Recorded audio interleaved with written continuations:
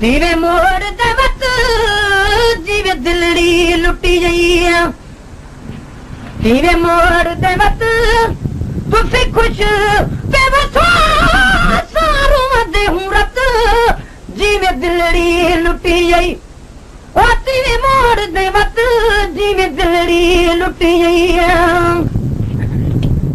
तू सारे मुंड ना दी यहाँ बेपरवाह ओ सकू सख्ती तरह तेरे नाल चला रही है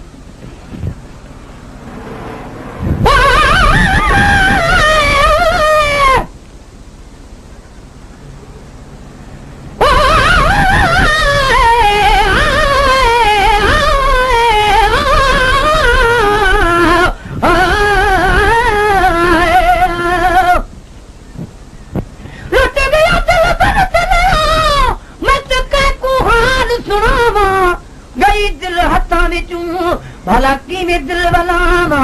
जाके हथ विच मुरली मैं तो जोगड़ नाम रखावा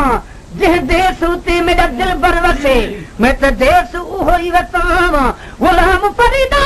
दिल बर दे देस दा मैं तो नौकर नाम सदावा तू साडी मुंड ना दी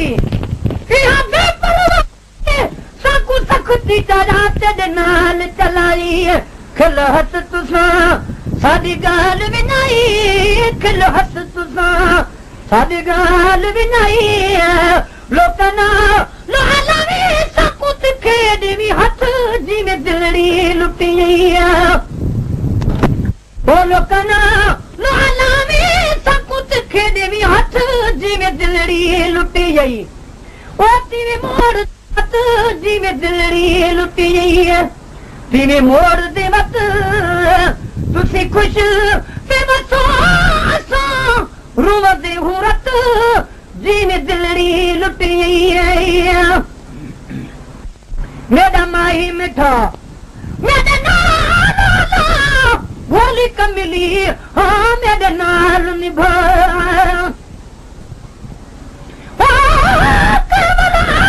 मजनू को ओ मजनू तेरी लैली है काली मजनू को जवाब देता तेरी अख नहीं देखण वाली जे देखी नाल अखी दे तेरी सोच वने में संभाली गुलाम फरीदा इश्क नहीं दाती भूली की कालिया मेरा माही मिठा मेरे नाल भोली कमली हाँ मेरे नाल निभा मन नाम खुदा विच ख्वाब तुमा मन नाम खुदा विच ख्वाब तुमा जे तुमा न सके लिख भेज दे खत जिवें दिलड़ी लुटी गई ओ जे तुमा न सके लिख भेज दे खत जिवें दिलड़ी लुटी गई ओ तेरे मोड़ दे वत जिवें दिलड़ी लुटी गई तेरे मोड़ दे वत तुसी खुश रूह दे हूं रत जिवें दिलड़ी लुटी तू सारी मर्जी न आई दिल ना बन दे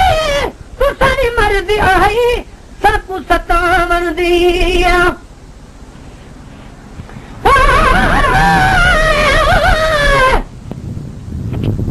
वक्त मरण दे मजनू आखा एक मेरी गाल सुनी जो कफन मेरे दे मथू कलमे वांगे तो लेली नाम लिखी जो लेली नाम लिखी है मजनू माज न शिरक आनी जो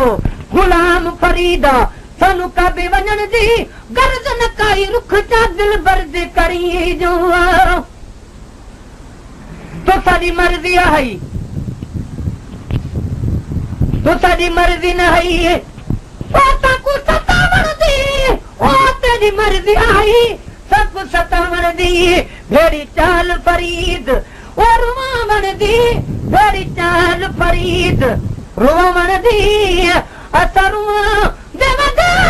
साडी मारी हई मत सारी रात सजना ओ तोखे सताया पई सारी रात सजना तोखे सताया पई किथा तू तो मची जा तू